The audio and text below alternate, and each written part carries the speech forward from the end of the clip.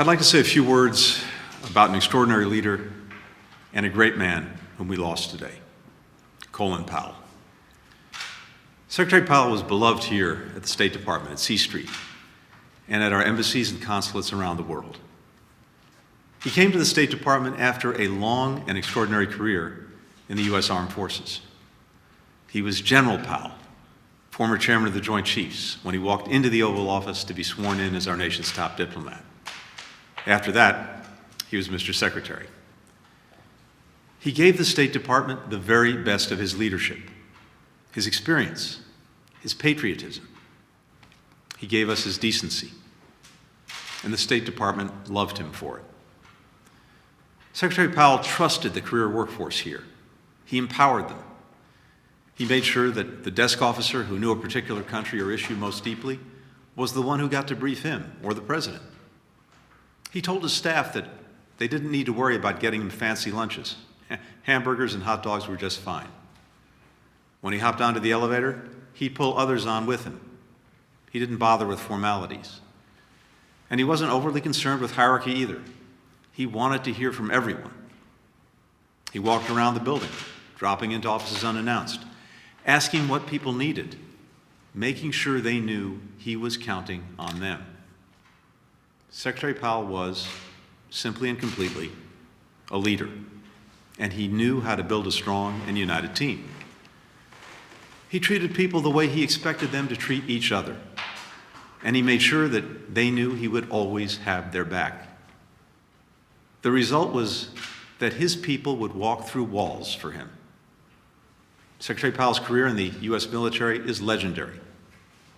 As a teenager at the City College of New York, not far from where he grew up in the South Bronx, he joined ROTC, and after graduation, became an Army officer. For 35 years, he was a professional soldier. He started in the infantry, served 2 tours in Vietnam, was stationed in South Korea and West Germany, and oversaw Operation Desert Storm in Iraq. By the time he retired from the military, he was arguably the most respected and celebrated American in uniform. At that time, he received his 2nd Presidential Medal of Freedom, this time from President Clinton, who said at the medal ceremony, "Today, a grateful nation observes the end of a distinguished career and celebrates 35 years of service and victory. A victory for the United States military that gave young Colin Powell a chance to learn and to grow and to lead. A victory for the military and political leaders who continue to elevate him based on their complete confidence and sheer respect. A victory for a nation well served. And in a larger sense, a victory for the American dream, for the principle that in our nation, people can rise as far as their talent, their capacities, their dreams, and their discipline will carry them."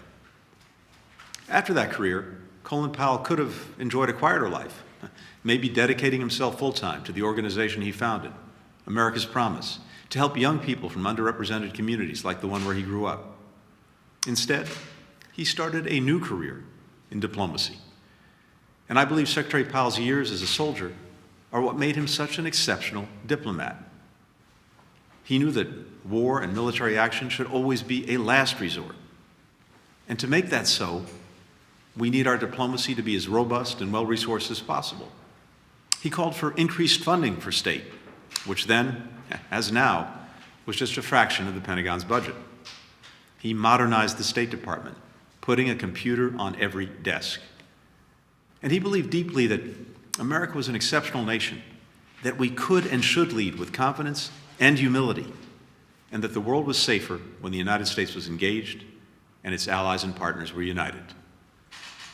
Future military leaders and diplomats will study Colin Powell's work, like the Powell Doctrine, that hammered out criteria for when and how the United States should use force, and his support for expeditionary diplomacy, diplomats and military working together to bring stability to high-threat environments.